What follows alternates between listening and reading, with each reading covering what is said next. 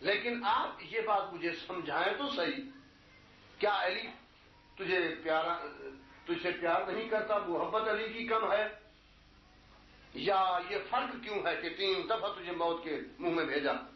آپ نے فرمایا دیکھو علی نے جو کیا ہے ٹھیک کیا، میرے بابا نے جو کیا ہے ٹھیک کیا ہے، محبت میں فرق نہیں، لیکن ایسا ہی کرنا چاہیے تھا ان کو جس نے کیا ہے۔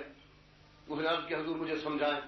آپ نے فرمایا دیکھو تمہارا جسم تمہیں پیارا ہے یا نہیں؟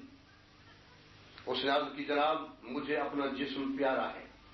آپ نے فرمایا جسم کے سارے اعضاء دیکھ لو، ان میں سے کوئی عضو ہے جو تمہیں پیارا نہ ہو؟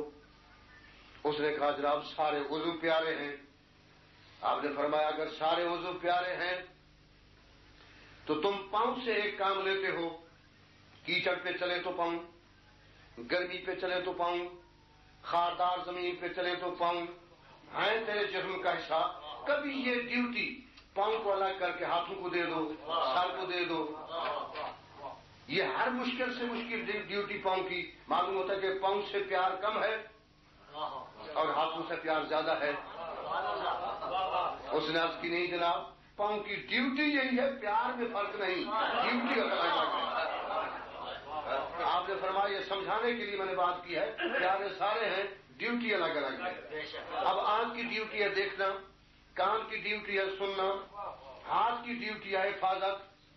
اگر دشمن دیدہ دانستہ تیری آنکھ کو نشانہ بنا کر تیر مارنا چاہے اور بھاگنے کا موقع نہ ہو، سر پھیرنے کا موقع نہ ہو، بیٹھنے کا موقع نہ ہو، تو آنکھ کو تیر سیدھا آنکھ کے سامنے آ رہا ہے تو کیا تیر کو آنے دو گے؟